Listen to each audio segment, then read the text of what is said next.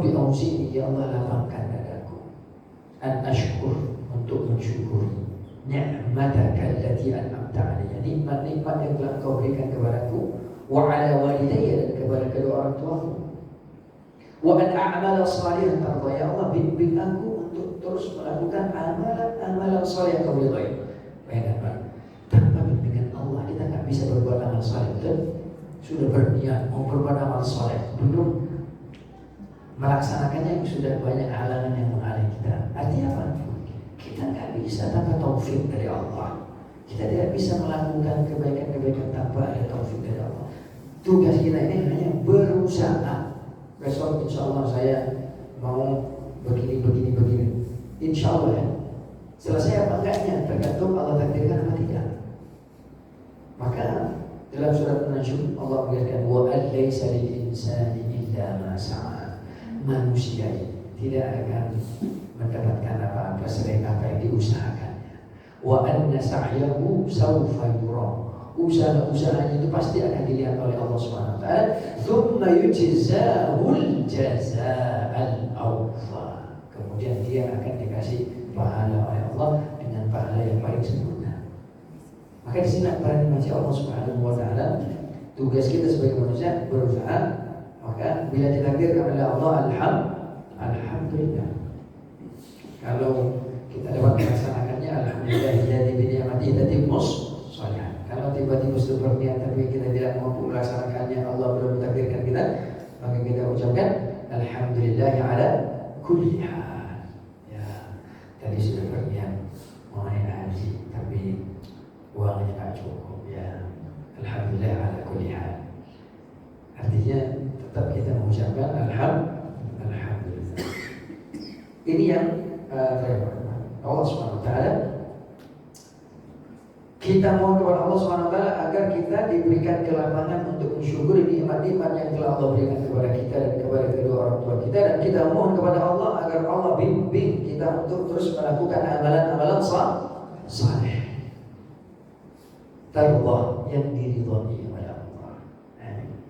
Jadi dikasih di situ ayatnya an-a'mala salihan tarda. Banyak orang seakan-akan sudah berbuat banyak saleh, tapi Allah nggak terima. Kamu nggak ridhoi. Kenapa? Mungkin ada riya di dalamnya. Salat ingin dilihat oleh manusia, bersedekah miliaran tapi ingin dilihat oleh manusia, tidak ikhlas karena Allah. Maka Allah menegaskan, wa umiru, mereka tidak diperintahkan oleh Allah melainkan illa liya'budullaha mukhlishina lahud-din. Ikhlas. Dalam surah Al-Ikhlas kan disebutkan qul huwal ikhlas, kan? Qul huwallahu ahad, Allahus samad, lam yalid wa lam yulad wa lam yakul lahu kufuwan ahad. Dalam surah Al-Ikhlas sendiri tidak ada kata ikhlas di situ. Artinya betul-betul disifat rapat-rapat biar hanya kita dan Allah yang tahu. Maka kita sangat membutuhkan pertolongan Allah. Kita sangat membutuhkan bimbingan Allah. Kita sangat membutuhkan Allah membimbing kita untuk melakukan amalan-amalan saleh yang Allah ridhai. Maka ayat tersebut berlanjut, wa aslih li fi dzurriyyati, perbaiki aku ya Allah dalam keturunanku. Nah, ini. Jadi tidak sekonyong-konyong kita berharap anak menjadi anak yang berbakti kepada kita kalau kita sendiri tidak mempersiapkannya, terutama dengan doa. Nabi Ibrahim doanya banyak sekali. Nabi Ibrahim doanya banyak sekali.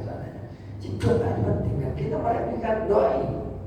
Yang penting kita kasih makan, kita kasih biaya anak mau sekolah kemana yang kita. Tapi kok setelah sekolah dia malah kok hancurin orang tua, kok dia malah bikin jelek orang tua. Karena anak tidak kita ajarkan birrul walidain. Ini penting, doa yang paling tidak kita amalkan. Rabbi auzi'ni, yang kita baca Rabbi auzi'ni an ashkura ni'mataka allati an'amta 'alayya wa ala walidayya wa an a'mala salihan tarda wa aslih li fi dhurriyyati inni tubtu ilaik wa inni minal muslimin. Jadi yang kita minta kepada Allah, ya Allah perbaikilah aku dalam keturunanku, aku sungguh bertaubat kepadamu. Kenapa kita bertaubat?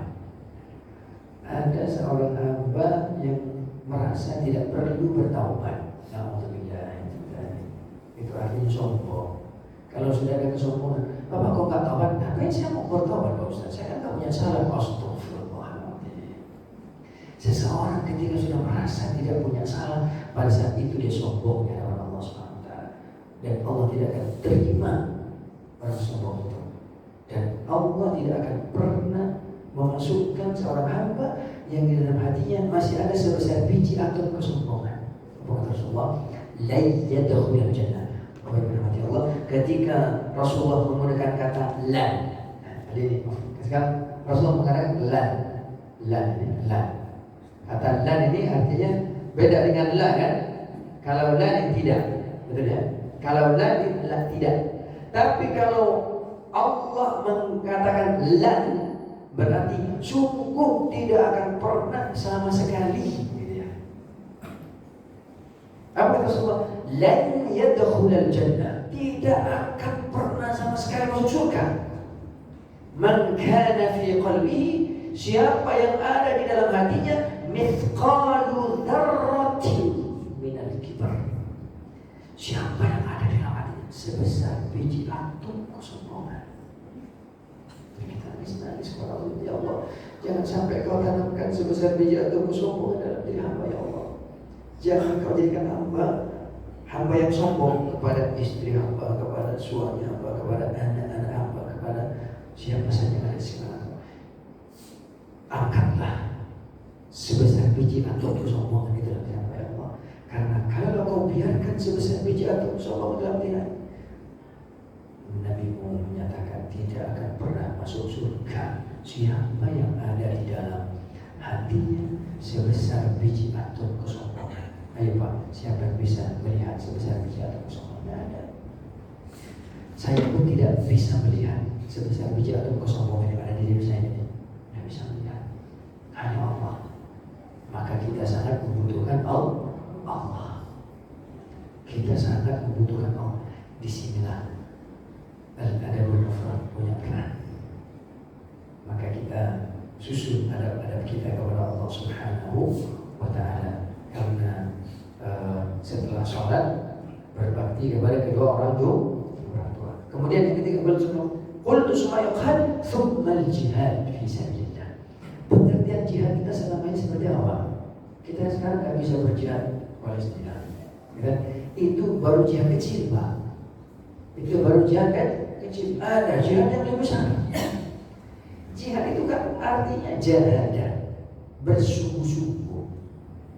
Dan kata jihad ini gak boleh tercerabut dari kita. Dalam sholat ada jihad kita. Bayangkan ketika kita sudah masuk ke masjid ini, salat sudah berrombong-rombongan di belakang itu. Ya, apalagi ustaz yang masuk. Kalau ustaz, syaitan lebih besar lagi di belakang itu. Berrombong-rombong. Nanti ketika Allah Akbar, pasti saya ganggu. Ketika azan lari nih, mundur 1000 langkah. Takut dengan suara azan. Dan selesai langsung datang lagi. Udah Allahu Akbar. Dompet itu ada di jok di bagian depan. Ketika sholat muncul, Pak. Sebelum sholat tidak pernah muncul. Tapi ketika sudah sholat, kita berjuang, ya Allah kasih saya khusyuk. Bagaimana doa sebelum sholat? Apa doa sebelum sholat? Rabbi a'udzubika min hamazatish syayatin. Ya Allah, jangan sampai aku disentuh oleh setan. Wa'udzubika rabbi ay yahdun. Ya Allah, aku berdoa kepada Allah agar setan tidak hadir di saat aku sholat. Karena ketika sholat setan itu hadir, berat. Sering apa ya gitu ya? Allahu Akbar. Tadi kan persoalannya begini. Tunggu ya.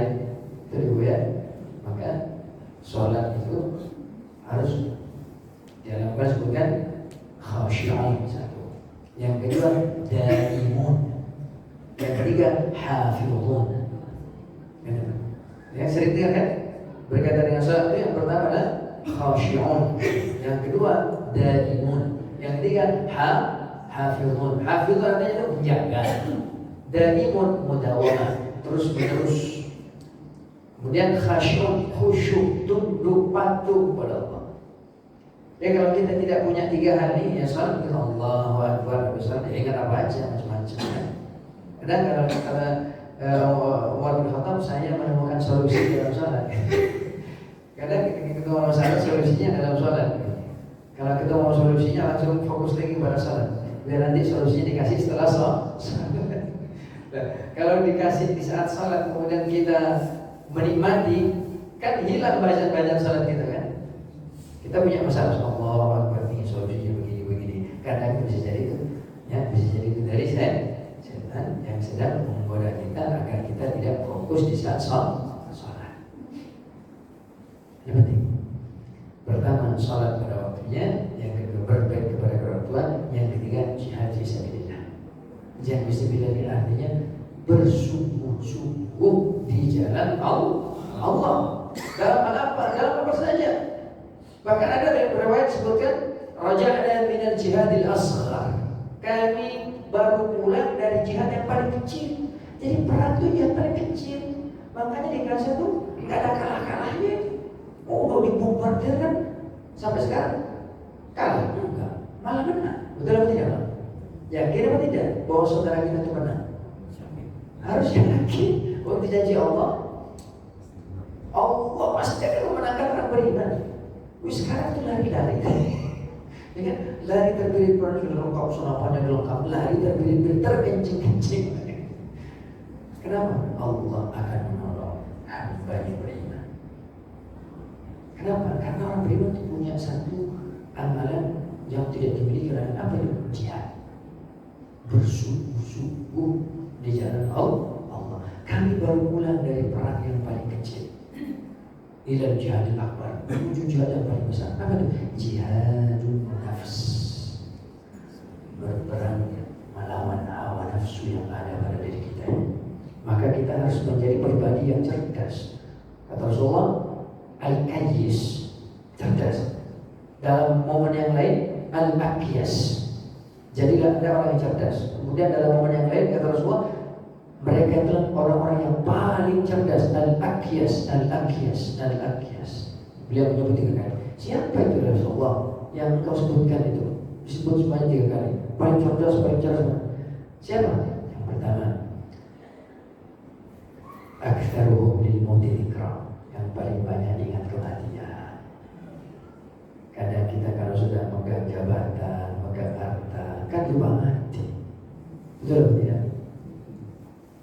Kita hari ini, saya tadi merenung, ya Allah, Pak Heru yang beliau senang ikut hadir ya, di pesantren kita, beliau juga hadir. Kemudian kemarin saya dengar dari MUI itu baru saja hadir kajian beliau.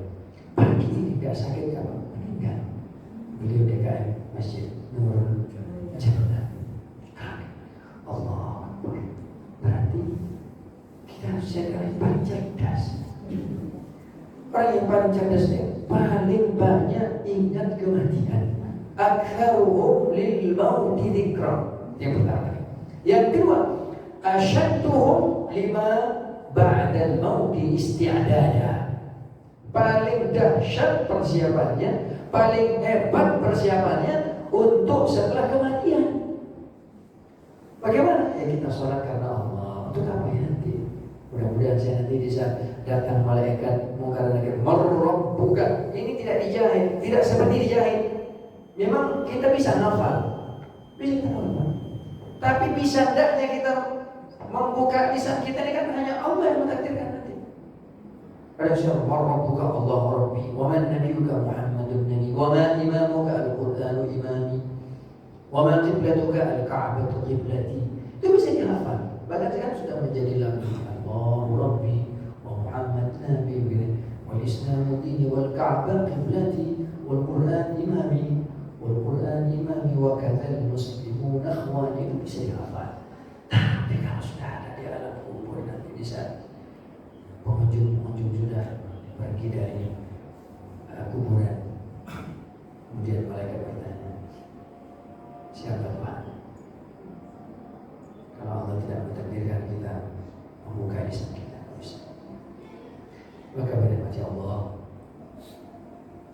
harus mempersiapkan sebaik-baiknya, tidak banyak-banyak sesuai dengan apa yang kita kaji pada malam hari ini. Sholat pada waktunya, berbakti kepada kedua orang tua, kemudian bersungguh-sungguh untuk berada di jalan Allah Subhanahu wa Ta'ala.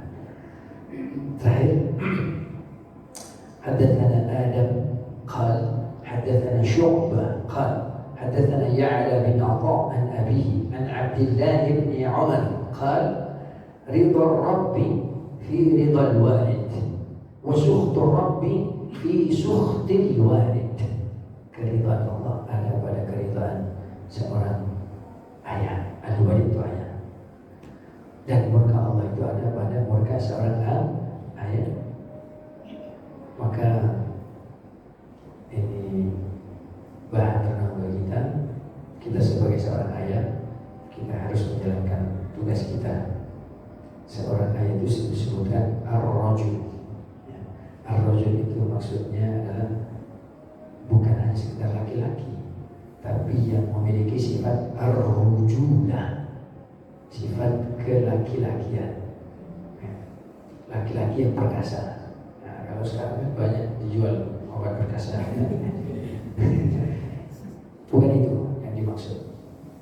Bagaimana seorang laki-laki memiliki kepemimpinan. Ar-rijalu qawwamuna 'alan nisa bima faddala Allahu ba'dahum 'ala ba'd wa bima anfaqu min amwalihim fas-salihatu qanitatun hafizatun lil-ghaibi bima hafizallah. Salah satu di antara ciri-ciri laki-laki yang memiliki kepemimpinan adalah rijalun la tulhihim tijaratun wa la bay'un an dzikrillah. Adalah laki-laki yang tidak dilalaikan oleh perniagaan dan jauh dari mengingat Allah Subhanahu wa Ta'ala. Jadi intinya adalah kita harus memperbanyak berzikir kepada Allah Subhanahu wa Ta'ala, sehingga Allah buatkan kita sebagai seorang ayah yang mampu mengarahkan, membimbing siapa saja yang Allah titipkan kepada kita, yaitu istri dan anak-anak dan mereka-mereka yang berada di sekitar kita. Itu barangkali tentang pembahasan kita pada malam hari ini. Kita cukupkan sampai di sini. InsyaAllah kita lanjutkan pada pertemuan berikutnya. Mudah-mudahan dari Masjid Al-Falah ini lahir al-muflihun wal-muflihat, laki-laki yang diberikan kemenangan dan perempuan yang diberikan kemenangan oleh Allah Subhanahu wa Ta'ala, sehingga kita menjadi pribadi yang senang sholat di masjid, senang berbakti kepada